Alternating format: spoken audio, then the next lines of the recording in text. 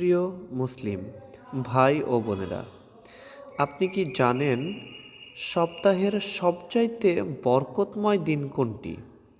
হ্যাঁ, সেটি হলো শুক্রবার, জুমার দিন। এই দিনটি আল্লাহ তাআলা কাছে অত্যন্ত প্রিয়। এই দিনে এমন একটি সময় রয়েছে যখন বান্দার দোয়া কবুল হয়। রাসূলুল্লাহ সাল্লাল্লাহু আলাইহি সাল্লাম বলেছেন, জুমার দিনে এমন একটি সময় রয়েছে যখন কোনো মুসলিম বান্দা আল্লাহর কাছে কিছু চাইলে আল্লাহ তা অবশ্যই কবুল করেন। সহিহ বুখারী শরীফের হাদিস 935, সহিহ মুসলিম শরীফের হাদিস। আজ আমি আপনাদের এমন একটি দোয়া শেখাবো যেটি পড়লে আল্লাহ তাআলা খুশি হন, গুনাহ মাফ করেন এবং রহমত বর্ষণ করেন। দোয়াটি হলো, বাংলা হরফে লিখে দিয়েছি, তারা আরবি পারেন না। আল্লাহুম্মা সাল্লি আলা মুহাম্মাদিন ওয়া আলা আলি মুহাম্মাদ কামা সাল্লাইতা আলা ইব্রাহিম ওয়া আলা আলি ইব্রাহিম ইন্নাকা হামিদুম মাজিদ।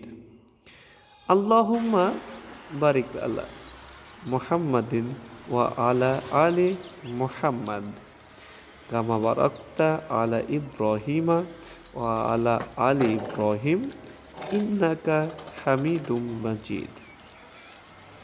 এই দোয়াটি হলো দুরূদ শরীফ, দুরুদে ইব্রাহিম।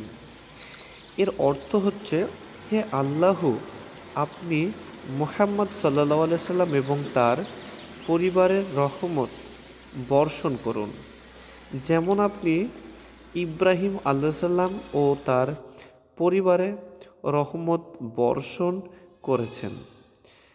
নিশ্চয় আপনি প্রশংসিত ও মহিমান্বিত। রাসূলুল্লাহ সাল্লাল্লাহু আলাইহি সাল্লাম বলেছেন, যে ব্যক্তি আমার উপর একবার দুরূদ পড়ে আল্লাহ তার উপর 10টি রহমত নাজিল করেন। সুবহানাল্লাহ। সহিহ মুসলিম শরীফের হাদিস 408। আর বিশেষ করে জুমার দিনে বেশি বেশি দুরূদ পড়ার নির্দেশ এসেছে। রাসূলুল্লাহ সাল্লাল্লাহু আলাইহি সাল্লাম বলেছেন, তোমরা জুমার দিনে আমার উপর বেশি বেশি দুরূদ পড়ো। সুনানে আবু দাউদ 1047। তাই প্রিয় ভাই ও বোনেরা, এই জুমার দিনে বেশি বেশি এই দোয়া পড়ুন। এটি আপনার গুনাহ মাফ করবে, মনকে শান্ত করবে এবং আল্লাহ তাআলার সন্তুষ্ট অর্জনের একটি সহজ